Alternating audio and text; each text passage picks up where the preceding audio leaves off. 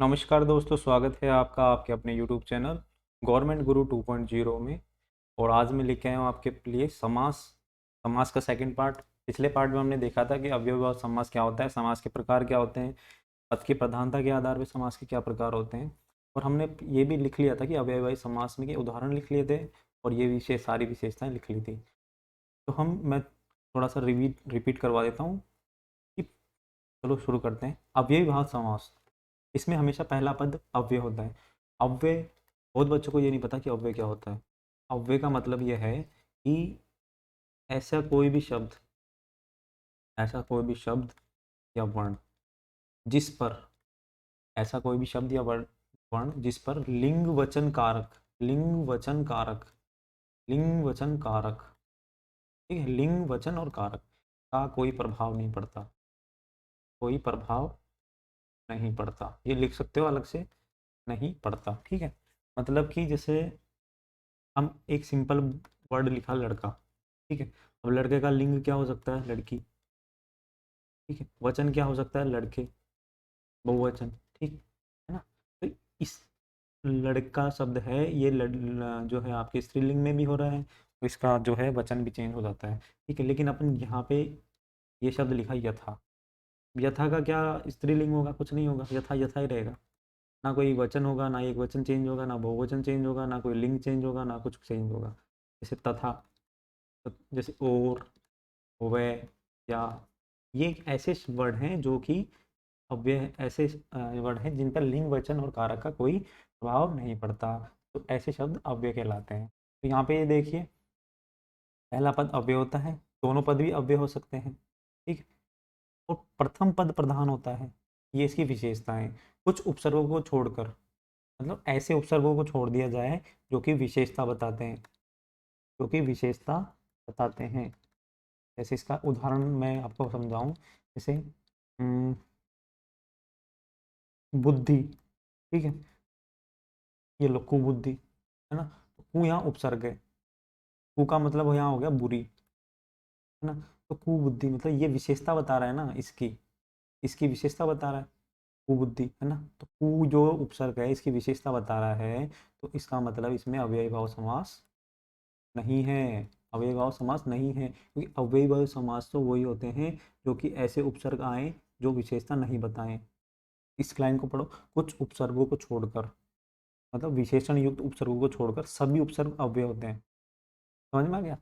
ये अपने जो है, ये वाला जो है ना कु उपसर्ग जो विशेषता बता रहे हैं, विशेषता बताने उपसर्ग आपके कर्मधारय समास में आएंगे सारे उदाहरण, और इसके अलावा जो भी बचता है वो अव्यय कहलाते हैं, इसलिए अव्ययभाव समास में, ठीक है। एग्जाम्पल अपन ने कर लिए थे पिछली क्लास में, फिर भी आप कुछ एग्जाम्पल लिख लो, जैसे यथाशीघ्र, है ना, या यथेष्ट,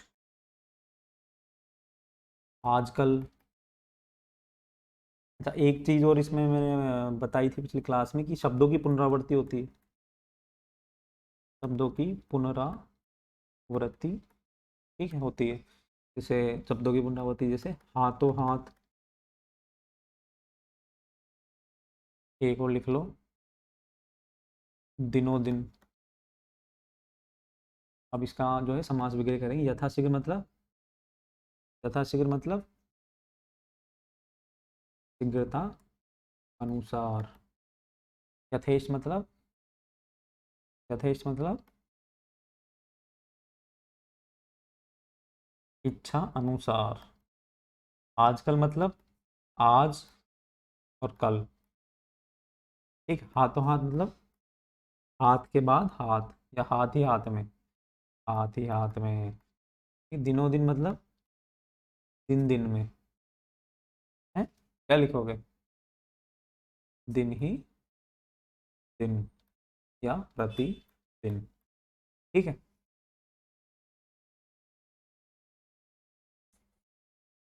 ये गलत है, क्यों? जैसे अब मैं बताता हूँ इसका। ये देखो, अपन ने लिखा दिनों दिन, एक लिखा दिन दिन, है? दिन दिन का होगा दिन ही दिन में, दिन ही दिन, ना दिनों दिन, दिन ही दिन में, है नहीं। एक होता है रातों रात, है ना, ऐसे होता है हाथों हाथ। जैसे दिनों दिन रातों रात, है ना, रातों रात का क्या होगा, रात ही रात में, रात ही रात में। इसी तरह दिनों दिन का क्या होगा, दिन ही दिन में, है ना। ये अंतर समझा रहा हूँ आपको। ऐसे जैसे ये आ गया दिन दिन, इसका दिन दिन का मतलब आ गया कि प्रतिदिन, प्रतिदिन। ठीक है, चलिए नेक्स्ट पेज पे चलते हैं, है ना। और मैं आपको एक स्पेशल जो है बताता हूँ एग्जाम पॉइंट ऑफ व्यू से। अब लिखो इसमें ने व अव्ययी भाव समास में अंतर। भाव समास, ठीक, इसमें सीधा सीधा लिखो, समझा दूंगा मैं भी। बे, ला, है, अन, ना और निर। बे, ला, है, अन, ना, निर। आदि उपसर्ग, आदि उपसर्ग जिनका अर्थ, जिनका अर्थ निषेध या नहीं के अर्थ में प्रयुक्त होता है। निषेध या नहीं के अर्थ में, निषेध या नहीं के अर्थ में आता है। वहां पर, वहां पर पहले ने समास, ने समास होता है। और ने समास ऑप्शन में ना हो, ने समास न हो तो अव्ययी भाव समास आएगा। अवयवी भाव समास आएगा, आएगा। ठीक है, आगे समझ में। मतलब ये जो उपसर्ग है ना, बे, ला, है, अन, ना, निर, ये अगर किसी शब्द में जुड़ के आ रहे हैं ना, तो और ऑप्शन में अगर नए समास है तो नए समास आएगा, अव्ययी भाव नहीं आएगा। अगर नए समास नहीं है ऑप्शन में तो अव्ययी भाव आएगा। जैसे बेवकूफ, है ना, इसके एग्जाम्पल लिख लो। बेबुनियाद, बेबुनियाद, लाजवाब, ना समझ। बहुत सारे उदाहरण हैं ऐसे, जैसे अनपढ़, निषेध के अर्थ में आता ही है, अनगिनत। ठीक है, ये इसमें एग्जाम पॉइंट ऑफ व्यू से बहुत ही बहुत ही बहुत ही बहुत ही बहुत ही ज़्यादा मतलब महत्वपूर्ण जो है ये है टॉपिक। अब हम बात करते हैं सेकंड नंबर पे, समास में तत्पुरुष समास, तत्पुरुष समास। ठीक है, तत्पुरुष समास की विशेषता लिखो पहले नंबर पे, जिसमें दूसरा पद, दूसरा पद या उत्तर पद, दूसरा पद या उत्तर पद प्रधान होता है।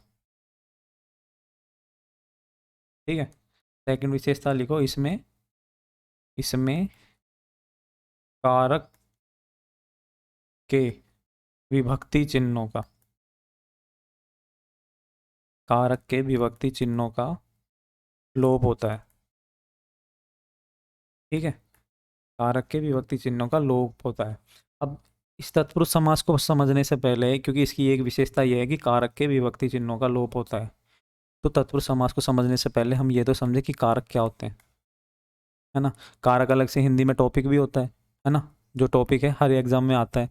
तो अपन इसको यहीं पे ऐसे समझ लेंगे इतनी डिटेल में कि अपन को अलग से टॉपिक पढ़ने की जरूरत ही नहीं है कारक, और हमारा समास भी कंप्लीट हो जाएगा, है ना।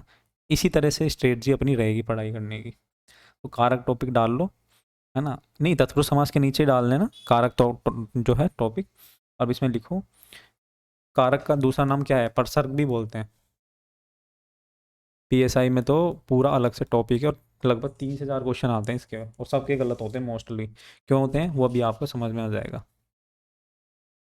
हम ध्यान देते नहीं, पढ़ते हैं नहीं ढंग से, बस शब्दों का ही खेल है इसमें। लिखो, वाक्यों के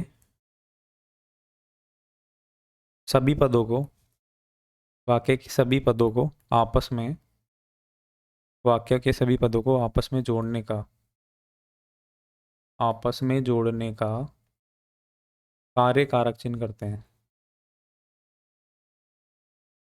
कार्य कारक चिन्ह करते हैं।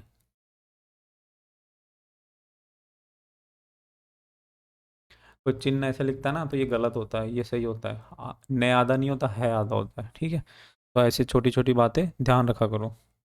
ठीक, जैसे उदाहरण देखो, कारक क्या होते हैं। राम ने रावण को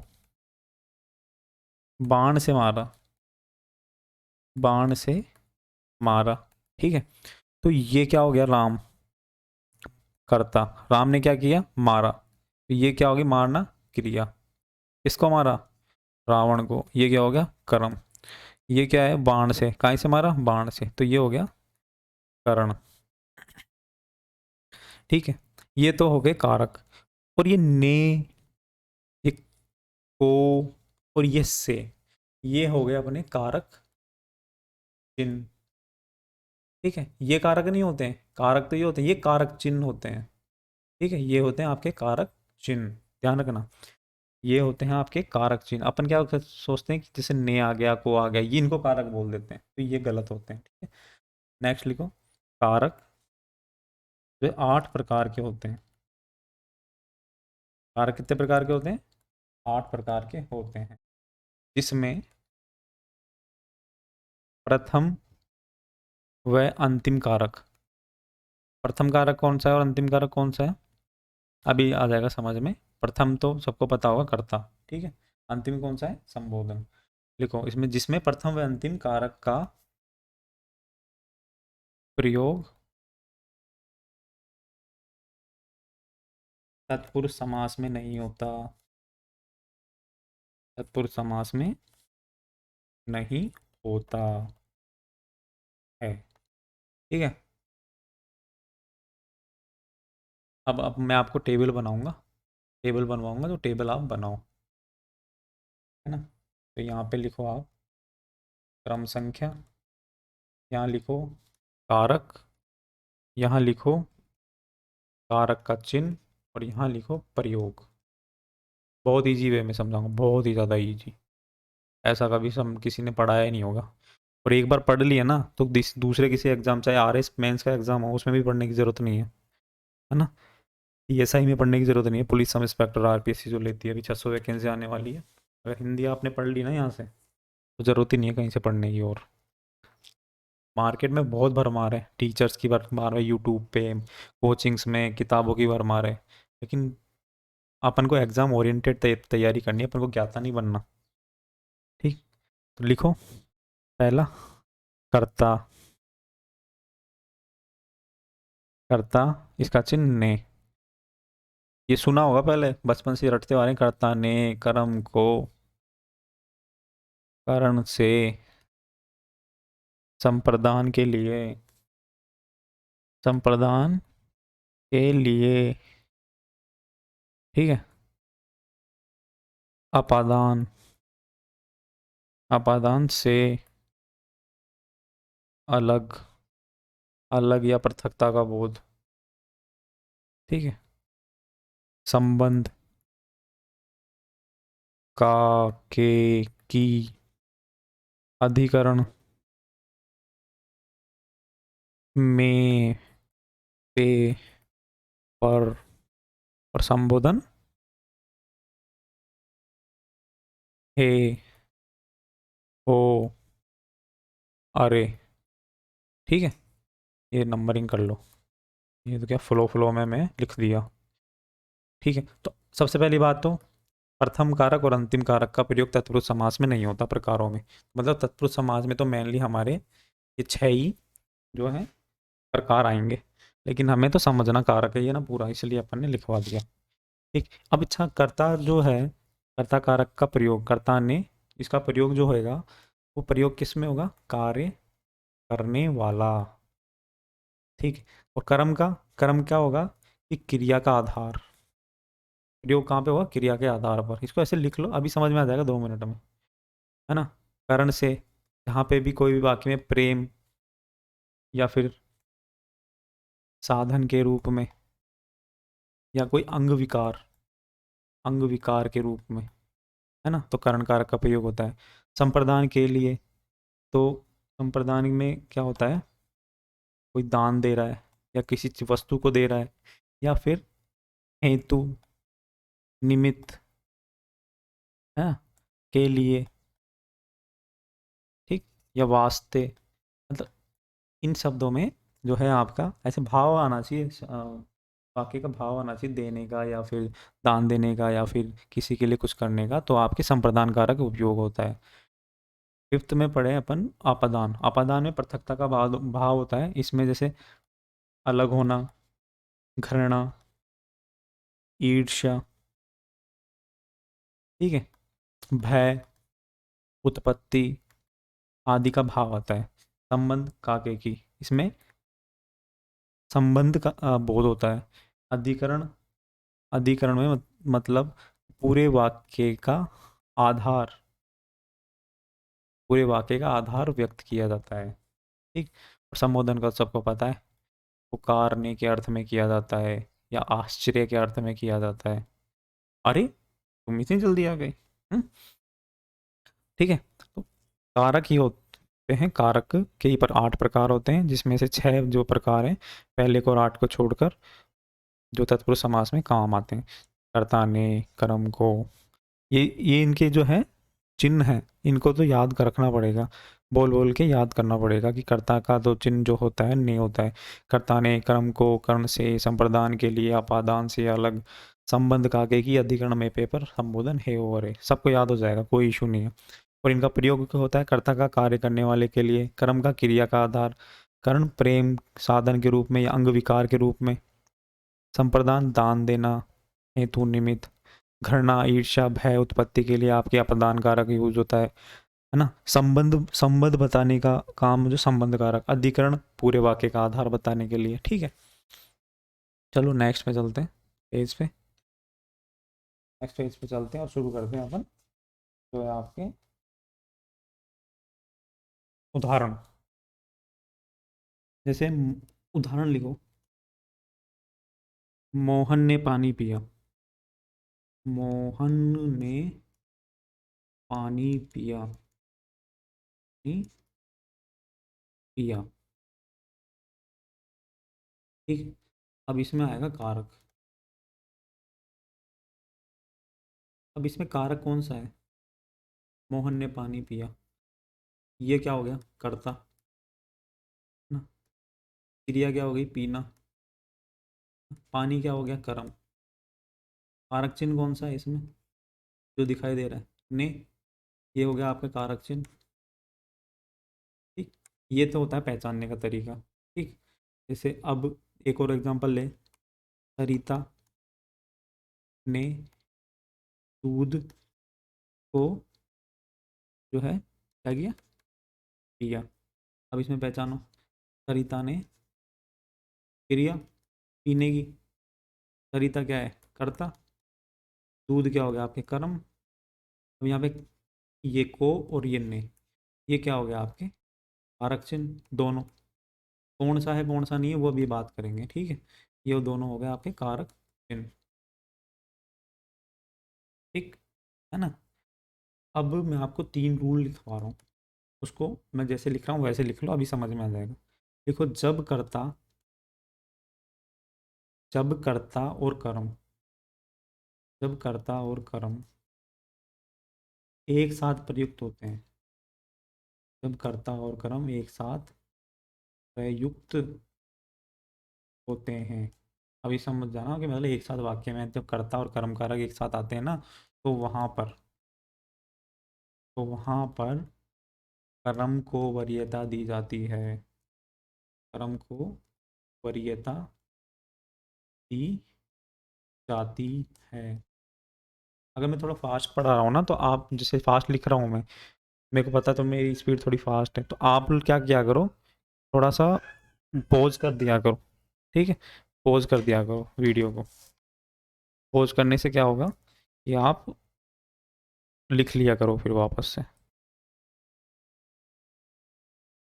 हाँ, तो इसमें क्या है कि सिंपल सी बात है कि जब कर्ता और कर्म, जब कर्ता और कर्म एक साथ प्रयुक्त होते हैं ना किसी भी वाक्य में, जैसे हम बात करें यहाँ पे इस वाले एग्जाम्पल की बात करते हैं, यहाँ पे कर्ता भी है और कर्म दोनों है, तो इसमें कौन सा कारक होगा? यहाँ कर्म कारक होगा। ऑप्शन में कर्म कारक ही टिक करना है, कर्ता कारक नहीं करना। ठीक, ऐसे सेकंड लिखो। अच्छा, इसमें एक चीज और लिखो ब्रैकेट में, यही क्रम वरीयता पूर्वक आगे भी चलता रहता है। आगे भी, आगे नहीं, आगे भी चलता रहता है। मतलब ये है कि मान लो किसी सेंटेंस में कर्ता, कर्म और करण ये आ गए तीनों, तो फिर इसको आंसर लगाएंगे अपन, है ना? या फिर संप्रदान आ जाए आगे, तो फिर इसको लगाएंगे, इसको नहीं लगाएंगे, इन तीनों को भूल जाएंगे। मतलब जो जो चीज़ आगे बढ़ती रहेंगी तो इनकी जो है जो वरीयता भी आगे बढ़ती रहेगी। ठीक, सेकंड लिखो, सेकंड लिखो। अच्छा, एग्जांपल लिखा देता हूँ इसका एक बार आपको। जैसे मोनिका ने रीता को बुलाया। ठीक है, अब अपन को सबसे पहले क्या करना होता है? देखो, करने का तरीका क्या होता है कारक को, कि सबसे पहले अपन को सारे कारक कौन सा है और कारक चिन्ह कौन से हैं इनको निकाल देना होता है बाहर।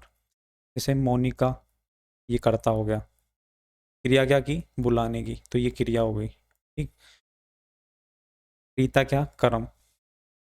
तो ये तो हो गया कर्ता चिन्ह और ये हो गया कर्म चिन्ह, है ना? कर्ता कारक, ये हो गया कर्म कारक चिन्ह। ठीक है, तो इसमें आंसर क्या होगा? भाई कारक तो ये कर्ता कारक और ये कर्म कारक, है ना? तो इसमें आंसर कर्म होगा। क्यों? क्योंकि कर्ता और कर्म जब दो एक साथ आते हैं तो कर्म को वरीयता दी जाती है। ठीक, अब सेकंड लिखो। जैसे इसको एक नंबर डाल दो और इसको यहाँ पे दूसरा नंबर डाल के लिखो। यदि प्रश्न में कर्ता और कर्म, यदि प्रश्न में कर्ता और कर्म दोनों का चिन्ह नहीं है तो वहाँ कर्म कारक होगा। मतलब कुछ भी बात हो, कारक तो कर्म ही होगा। कर्ता, अगर कर्ता को तो नगण्य मान लिया इन्होंने, कर्ता कारक होगा। एग्जाम्पल देखो, और चिन्ह दोनों की नहीं है, ऐसा एग्जाम्पल कौन सा है? राहुल दूध पिया। ठीक है, राहुल दूध पिया, इसका मतलब क्या हो गया कि राहुल दूध पिया, इसमें कोई चिन्ह ही नहीं दिख रहा अपन को। यहाँ पे चिन्ह राहुल ने दूध को पिया ऐसे आना चाहिए था, लेकिन यहाँ पे कोई चिन्ह ही नहीं है इसमें। ये तो पता चल गया ये करता है और ये कर्म है और ये क्रिया है। ठीक है, तो यहाँ पे भी कर्म कारक होगा। ठीक, आगे समझ में? तो यहाँ पे गलती कर देते हैं बच्चे, बहुत सारे बच्चे कर देते हैं गलती, और वो फिर बोलते हैं कि क्वेश्चन ही गलत था और ऐसे गलत था और वैसे गलत था। तो अपन को यही बारीकियां पहचाननी है। थर्ड लिखो, तीसरा नंबर डाल के, बस 3 रूल करने हैं अपन को, और कुछ नहीं करना। यदि प्रश्न में कर्ता, कर्म और कर्ता, कर्म और कोई अन्य कारक, और कोई अन्य कारक हो तो अन्य कारक को वरीयता देते हैं। वो पहली वाली लाइन है, उसको बस बार बार घुमा के, मतलब आपको समझ में जाए इसलिए 3 बार लिखवा दिया। अन्य कोई कारक अन्य कारक को वरीयता देते हैं, वरीयता देते हैं। जैसे उदाहरण, राम ने रावण को बाण से मारा। राम ने रावण को बाण से मारा। अब इसमें, अब देखो, ये कर्ता हो गया। ठीक, मारना क्या होगी? क्रिया। रावण क्या हो गया? कर्म। बाण क्या हो गया? कर्म, है ना? के द्वारा या से द्वारा या किसी साधन के रूप में, कर्ण कारक। अब यहाँ पे कर्ता कारक, कर्म कारक और कर्ण कारक तीनों आ रहे हैं, तो यहाँ पे मैंने बताया था ना किसको वरीयता देंगे? बाद वाले को, अन्य कारक को। ठीक, तो ये आपके 3 रूल्स थे। अब लिखो तत्पुरुष समास के प्रकार। तत्पुरुष समास के प्रकार में लिखो, पहला कर्म तत्पुरुष। ये कारक कंप्लीट हो गया, इससे बेस्ट कारक को कोई नहीं समझा सकता और इससे बाहर कुछ आएगा नहीं, तो कारक अलग से पढ़ने की जरूरत नहीं है, अपन ने इसी में कंप्लीट कर लिया समास के साथ ही। ठीक, कर्म तत्पुरुष, इसके कौन सा होता है क्या? चिन्ह कौन सा होता है? कर्ता ने कर्म को। ठीक, इसमें उदाहरण लिखो अब। विषयागत, भूधर, जेब कतरा, कट, कट फोड़ा है, लिखो कट फोड़ा, यहाँ लिखो शुभंकर, है ना। लिखो, इसका विग्रह करो, समास विग्रह करो। विषयागत मतलब विषय को गत, विषय को गया हुआ। भूधर मतलब भू को धारण करने वाला, भू को धारण करने वाला, है ना। जेब कतरा, जेब को काटने वाला। अब इसमें वो बहुब्री समाज में कंफ्यूजन मत हो जाना, बहुब्री समाज करेंगे जब सारी चीज़ें क्लियर हो जाएगी। कट फोड़ा मतलब काट को फोड़ने वाला। शुभंकर मतलब शुभ को करने वाला। देखो क्या होता है कि जब भी अपन समास का विग्रह करते हैं ना, एक्चुअली में इसमें क्या होता है, सबसे बेस्ट तरीका ये होता है कि कोई भी जो शब्द है ना, उसको अपन है ना फीलिंग करें, उसको अर्थ को निकालने की कोशिश करें। विषयागत, विषय को गत, है ना। भूत ऐसे तो ना होगा, विषय ने गत, ऐसे थोड़ी होगा। अंडरस्टूड बात है ये, तो अपन ने कितनी बार पढ़ा भूधर, भूधर तो ऐसे थोड़ी होगा इसमें कि अ, भूमि से धरने वाला, भूमि से धरने वाला, ऐसे थोड़ी होगा। अंडरस्टूड है ना, मतलब कॉमन सेंस भी थोड़ा लगेगा। भूमि को धारण करने वाला, जेब कतरा, जेब में कतरा, जेब में कतरा, ऐसे थोड़ी ना होगा। जेब को काटने वाला, थोड़ा इनको लगाना पड़ेगा। ठीक है, सेकंड लिखो, सेकंड प्रकार, कर्ण तत्पुरुष। जो है सेकंड लिखो, कर्ण तत्पुरुष।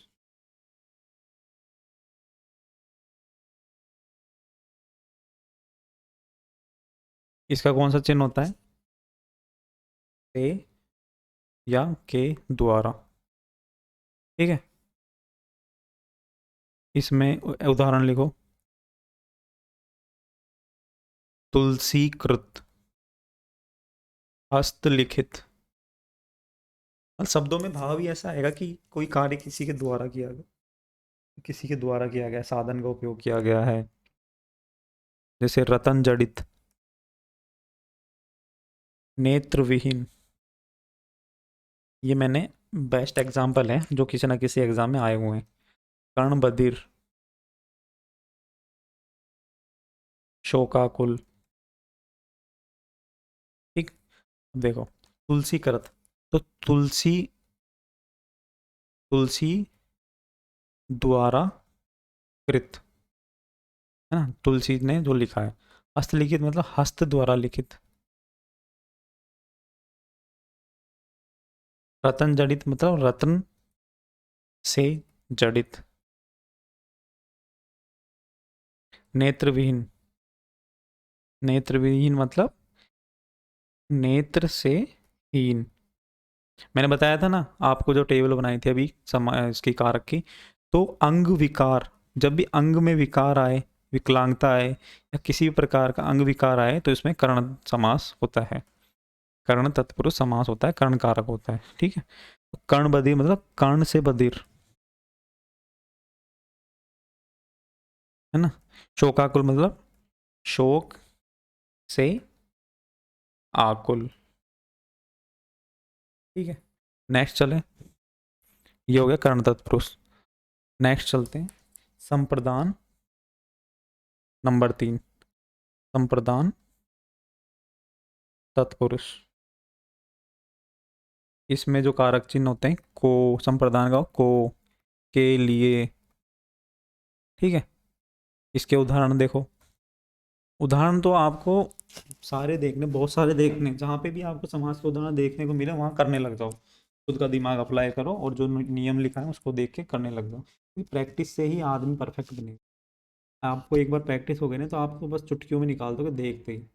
यही, इस जो है, ये सारे नियम यहीं पे लगा लगा के देख लिया करो। जैसे इसका है मदिरालय, मदिरालय, है ना। विद्यालय, देश प्रेम, गौशाला, गुरु दक्षिणा, है ना, रणभूमि, क्रीडांगन, बलि पशु। ठीक।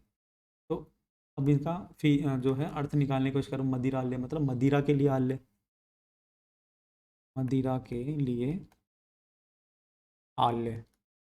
ऐसे थोड़ा ना मदिरा ने आल्य, मदिरा को आल्य। अंडरस्टूड है ये चीज़। और एक एक शब्द को है ना आराम से पढ़ो, जैसे टुकड़े करने की कोशिश किया करो। कोई बड़ा शब्द आ गया ना, तो विद्यालय, विद्या आल्य मतलब विद्या के लिए आल्य, विद्या के लिए आल्य, है ना। देश प्रेम, अब देश ने प्रेम, देश की प्रेम, देश से प्रेम, ऐसे नहीं होगा। देश के लिए प्रेम, देश के लिए प्रेम। गौशाला, गो के लिए शाला। बहुत इजी वे में निकालना। अब ऐसे नहीं गौशाला गो के लिए बाड़ा, ऐसे नहीं। इजी वे में जैसे शब्द है वैसे ही अपन को निकालना है ना। हेडक लेनी नहीं। गुरु दक्षिणा, गुरु की दक्षिणा, गुरु को थोड़ा ना काट के दोगे। गुरु के लिए दक्षिणा, गुरु के लिए दक्षिणा। नहीं कोई तुम बोले गुरु दक्षिणा, गुरु की दक्षिणा दे दो कि भाई मैं, ये मेरा गुरु जी है, मैं अपने बड़े गुरु जी को दक्षिणा दे रहा हूँ, ये छोटे गुरु जी को लाभ रख लो। रणभूमि, रण के लिए भूमि, युद्ध करने के लिए भूमि। मतलब जो भी अपन समास वगैरह कह रहे हैं अर्थ निकलना चाहिए। क्रीडांगन जैसे, तो क्रीड़ा, अब क्रीडांगन वो समझ में आ रहा है, खेल का मैदान होता है। क्रीड़ा, अब खेल का मैदान थोड़ा ना लिख दें यहाँ पे, इसमें लिखेंगे क्रीड़ा के लिए अंगन, ब्रैकेट में आंगन कर देना। बलि पशु, हाँ ये इंपॉर्टेंट है। बहुत बच्चे गलत कर जाते हैं इसमें। बलि पशु मतलब बलि के लिए पशु, बलि के लिए पशु। ठीक है। एक नोट अलग से लिख लेना ब्रैकेट में। जो आप सोच रहे हो ना, समझ रहा हूँ मैं आपके मन में क्या चल रही है। वो है पशु बलि, मतलब पशु की बलि। कोई समाज का उदाहरण नहीं है, वो है आपका अलग। ये मैं थोड़ा एक्सप्लेन हो जाए इसलिए आप यहाँ पे साइड में लिख लें, पर ये इसका उदाहरण नहीं है, ध्यान रखना, नोट करके लिख लें। बलि पशु मतलब बलि के लिए पशु, और पशु मतलब बलि, पशु की बलि। अब नेक्स्ट चलो, चौथे नंबर पे, चौथे नंबर पे लिखो अपादान अ, अपादान तत्पुरुष। इसका कारक चिन्ह कौन सा होता है? से ये अलग होना, अलग होने के अर्थ में। ठीक। उदाहरण देखो इसके, बेस्ट उदाहरण, धनहीन, चरित्रहीन, है ना, पदच्युत, ऋण मुक्त, प्रदूषण रहित, लक्ष्यहीन, है ना, और अपन भयातुर, है ना, भय मुक्त। ठीक, ये इसके एग्जाम्पल।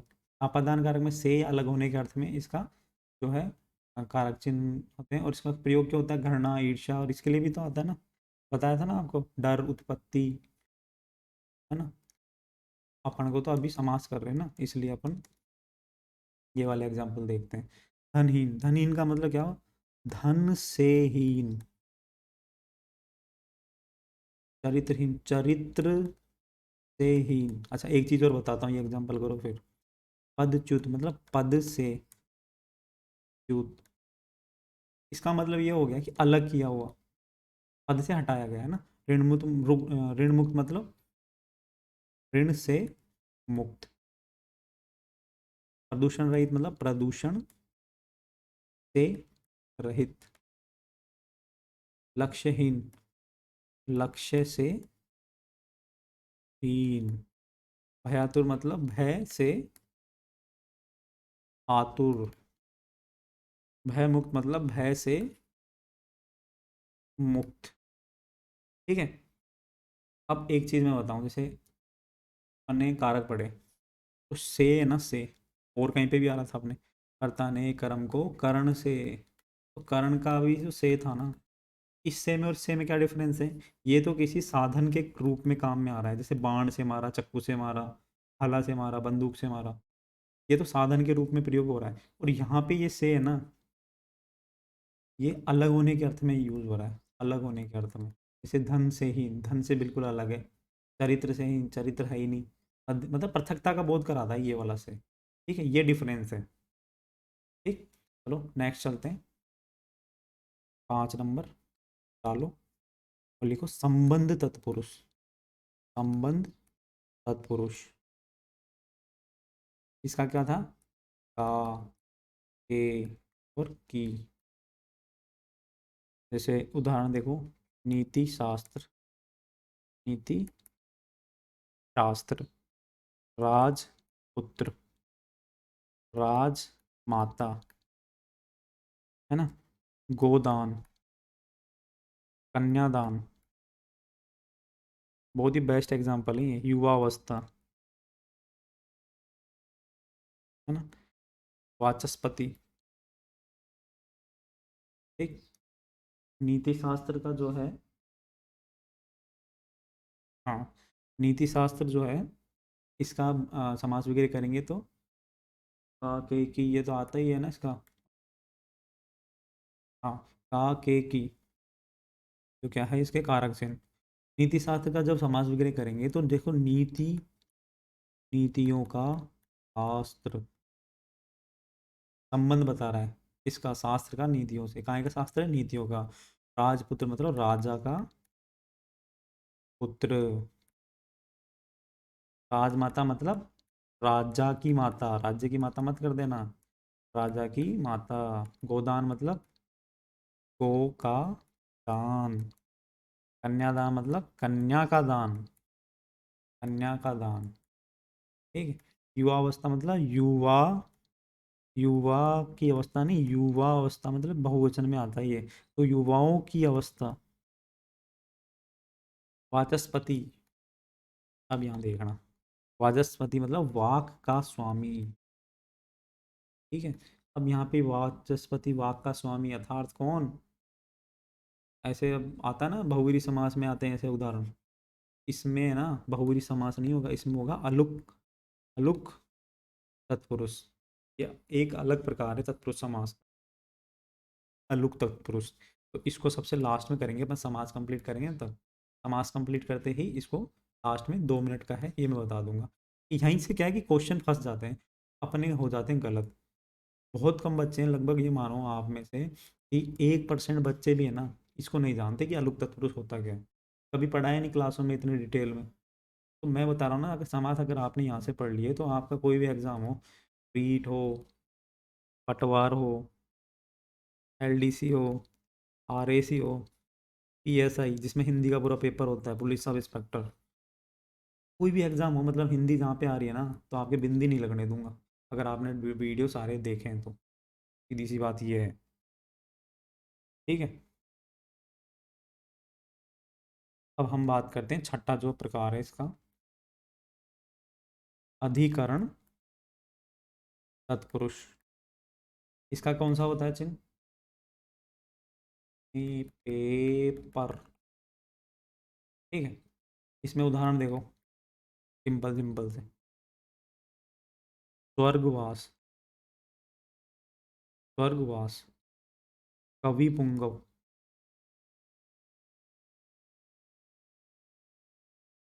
प्रयास रथ, आप बीती, आप बीती, सिर दर्द, रेलगाड़ी, है ना, दही बड़ा। और भी बहुत एग्जाम्पल है, अपन तो इसमें देख। स्वर्गवास मतलब स्वर्ग में वास करने वाला, स्वर्ग में वास। कवि पुंगव मतलब कवियों में पुंगव, कवियों में पुंगव, है ना। प्रयास रथ मतलब प्रयास में, प्रयास में रत मतलब लीन। आप बीती मतलब आप पर बीती, आप पर बीती। ठीक है। सिर दर्द मतलब सिर में दर्द, सिर दर्द मतलब सिर में दर्द। सिर पर दर्द, सर के ऊपर थोड़ी दर्द होता है, सर में अंदर होता है ना दर्द। रेलगाड़ी, रेलगाड़ी मतलब रेल पर, रेल पर चलने वाली गाड़ी।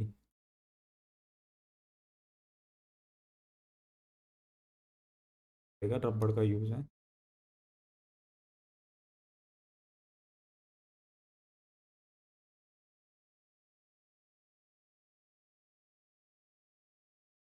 इसमें रेल पर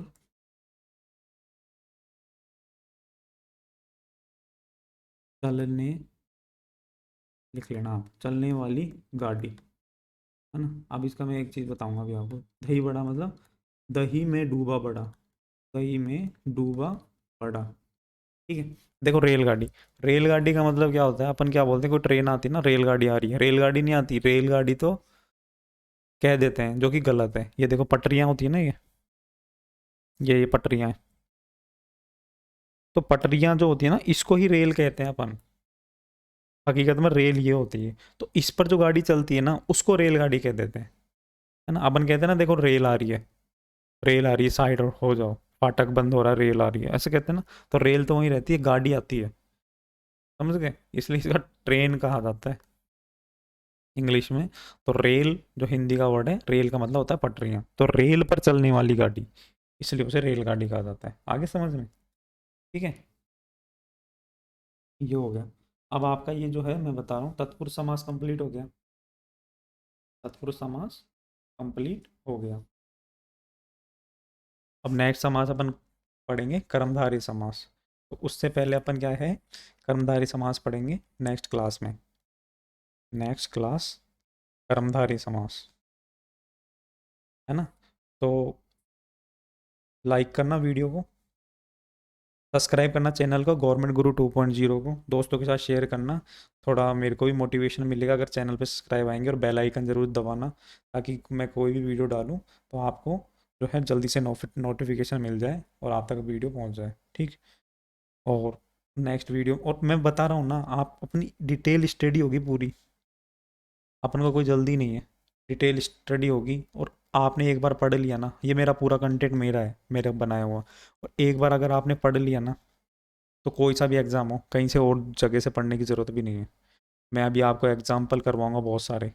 अब आपने जैसे समास कंप्लीट हो जाएगा, उसके बाद समास के बहुत सारे एग्जाम्पल कराऊंगा, जो किसी ना किसी एग्ज़ाम में आए हुए हैं। कोई दिक्कत नहीं है ना। मेरे को थोड़ा सा टाइम लगेगा, लेकिन मैं आपको ये करवा दूंगा। और एलडीसी के लिए जो अभी दिसंबर में एग्ज़ाम होगी, या वीडियो की होगी, या फिर रीट की एग्ज़ाम होगी, फर्स्ट ग्रेड की एग्ज़ाम होगी, तो जहाँ जहाँ पे हिंदी आएगी ना, समास के कोई क्वेश्चन गलत नहीं होगा। देखो अब समास करते करते अपन ने ना कारक कंप्लीट कर लिए। तो यही अप्रोच है अपने पढ़ने की, है ना।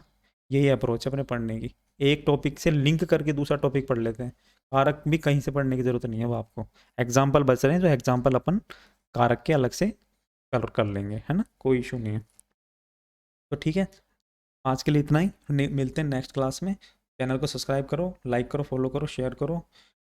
ओके। ओके बाय, मिलते हैं नेक्स्ट क्लास में। Thank you.